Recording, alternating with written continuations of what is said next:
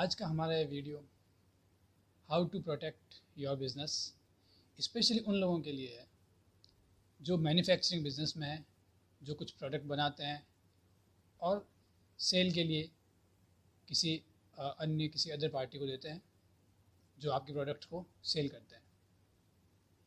ऐसे में कई बार पेमेंट्स फंस जाया करते हैं और कई बार पेमेंट्स मिलते ही नहीं।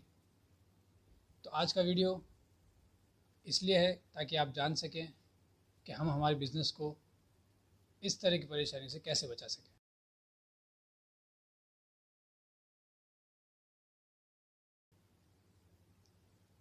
तो आइए शुरू करते हैं हमारा आज का video, how to protect your business. Manufacturing business चाहे कितना भी पुराना हो, चाहे नया शुरू किया गया हो, चाहे हम बिज़नेस में कितने भी आगे बढ़ चुके हो, पर ये एक कड़वा सच है कि हर मैन्युफैक्चरिंग बिज़नेस को अपने प्रोडक्ट सेल के लिए लोगों को उधार देना पड़ता है। और उधारी में ये रिस्क हमेशा बना रहता है कि पेमेंट्स जो हैं वो टाइम पे हमें मिल पाएंगे या नहीं मिल पाएंगे, और कई बार तो पेमेंट्स मिलते ही नहीं। तो इसी बात को ध्यान में रखते हुए आज का हमने ये वीडियो बनाया है। किसी भी बिज़नेस के साथ, किसी भी पर्सन के साथ बिज़नेस डील करने से पहले हमें एक बिज़नेस रिसर्च ज़रूर करनी चाहिए उस बिज़नेस के बारे में, उस पर्सन के बारे में। कैसे करें?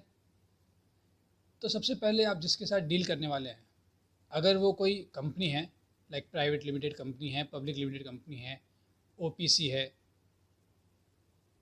तो MCA ministry of corporate affairs एक वेबसाइट है जो कि एक सरकारी संस्था की वेबसाइट है, जहाँ पे जितनी भी कंपनियाँ रजिस्टर्ड होती है उनकी इन्फॉर्मेशन वहाँ पे दी जाती है।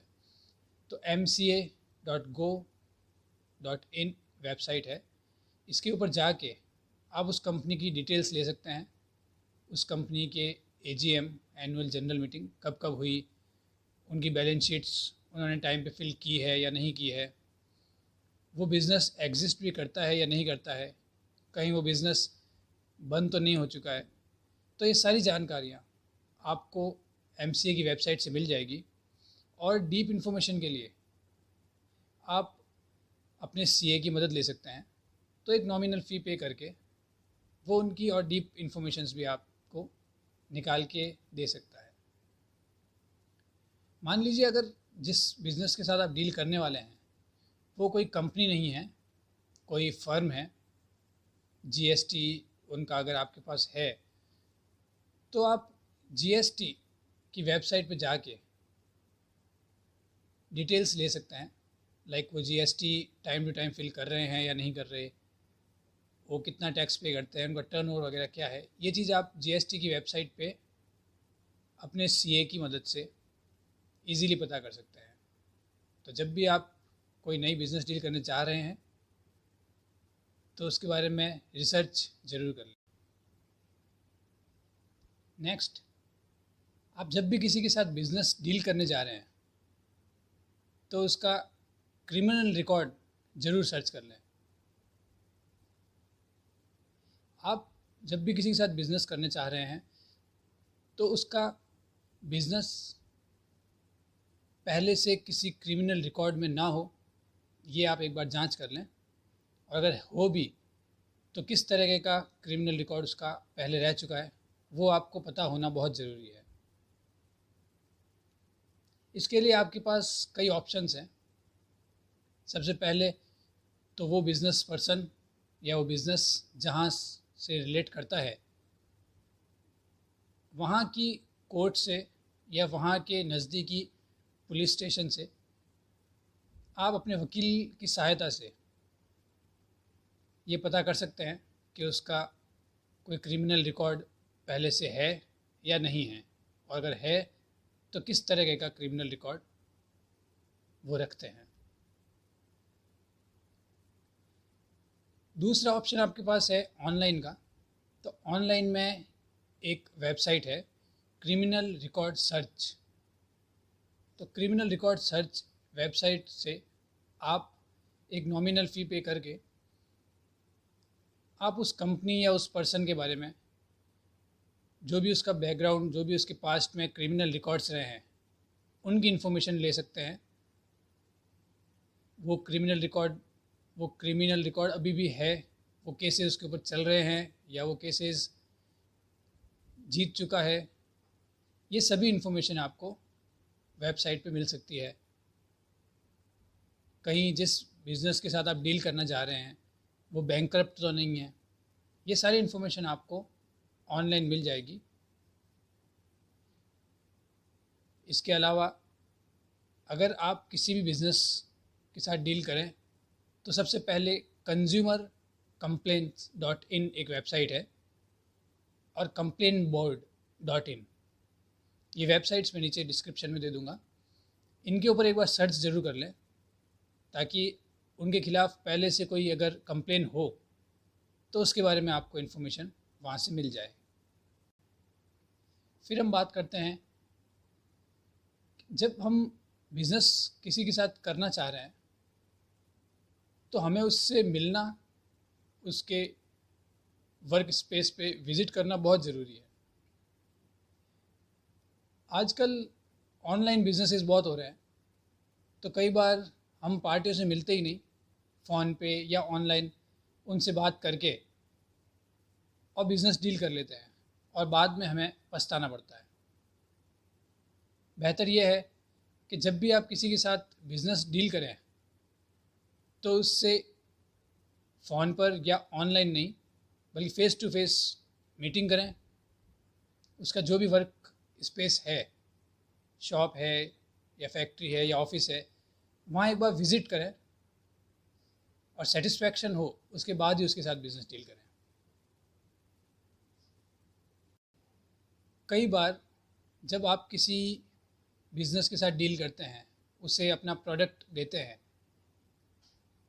तो आपको सामने से चेक, जो बैंक के चेक होते हैं, वो आपको दे दिए जाते हैं। पर जब आपका पेमेंट का टाइम आता है तो वो जो चेक्स हैं वो बाउंस हो जाते हैं और आपको पेमेंट्स नहीं मिल पाते। तो बेहतर रास्ता ये है कि जब आप किसी के साथ बिज़नेस डील करने जा रहे हैं तो उसके बैंक की इन्फॉर्मेशंस लेके और उसकी ब्रांच में सिंपली एक बैंक मैनेजर को लेटर लिख के उसकी बैंक क्रेडिटेबिलिटी एक बार वेरीफाई करें।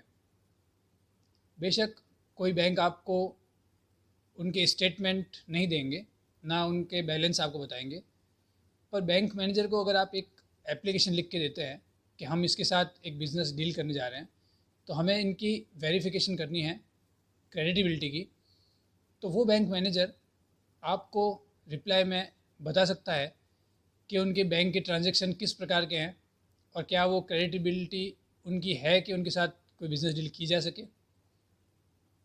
तो इसके लिए आप एक बार बैंक क्रेडिटेबिलिटी वेरिफिकेशन ज़रूर करें। अब हम बात करते हैं उस गलती की जो खुद मैन्युफैक्चरर करते हैं और बाद में उन्हें पछताना पड़ता है।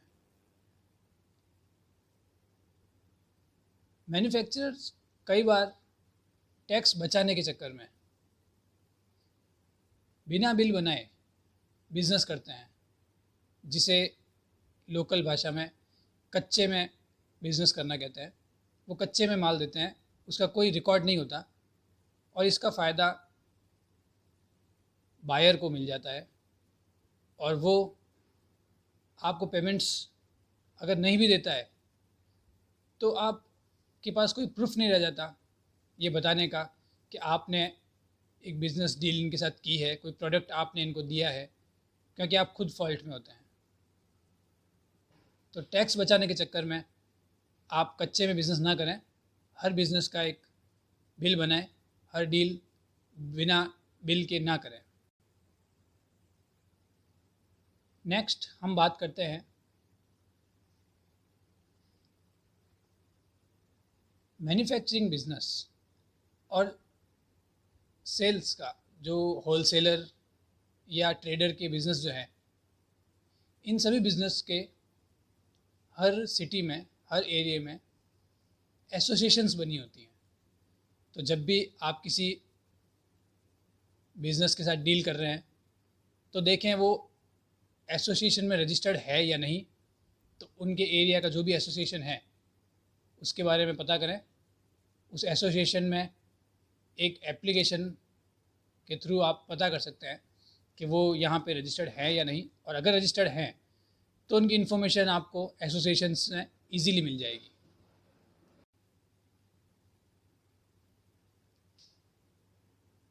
अब तक हमने बात की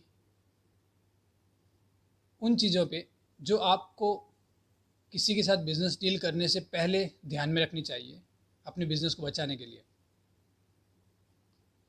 मगर अब हम बात करने वाले हैं उस बारे में जो आपको बिज़नेस में अगर आप फंस चुके हैं उसके बाद आप क्या करें। तो ऐसे में सबसे पहले आपको मैं बता दूं कि एमएसएमई रजिस्ट्रेशन एक बहुत ही अच्छा ऑप्शन है आपके पास। तो जब भी आप बिज़नेस शुरू करते हैं तो अपने बिज़नेस को एमएसएमई में रजिस्टर्ड कराएं। उससे बेनिफिट ये है कि अगर आपका फ़ंड जो है, आपने जो माल दिया है उसके पैसे अगर आपको टाइम पे नहीं मिल रहे हैं तो आप लीगल साउंड हो जाते हैं और गवर्नमेंट आपको हेल्प करती है। मान लीजिए आपने किसी के साथ बिज़नेस डील की है और उसने आपको 10 दिन बाद पेमेंट करने का आश्वासन दिया है, और 10 दिन बाद अगर आपको पेमेंट वो नहीं देता है तो आपकी पेमेंट डे से 15 दिन के अंदर अगर वो आपको पेमेंट्स कर देता है तो उस पे बैंक इंटरेस्ट उसको पे करना ज़रूरी होगा। मान लीजिए 15 दिन बाद भी वो आपको पे नहीं करता है, आपके पेमेंट डे से 45 डेज़ के अंदर वो अगर पेमेंट कर देता है तो उसको इंटरेस्ट 3 गुना कंपाउंडिंग इंटरेस्ट के हिसाब से उसे पे करना पड़ता है। और अगर उसका पे करने का इरादा ही नहीं है तो आपको सिर्फ एमएसएमई में इन्फॉर्म करना है। वो आपकी पूरी हेल्प करते हैं लीगल प्रोसीजर में और आपको आपका पैसा दिलाने की पूरी कोशिश एमएसएमई सरकार के द्वारा की जाती है। तो ये कुछ पॉइंट्स थे जिनके ऊपर आज हमने बात की। अगर आप इनको फॉलो करेंगे तो आपका बिज़नेस इस तरह की परेशानियों से बच सकता है। आप अपने बिज़नेस को उन लोगों से बचा सकते हैं जो आपका बिज़नेस ख़त्म कर देना चाहते हैं या आपके पैसों से अपना बिज़नेस बनाना या फ्रॉड करना चाहते हैं।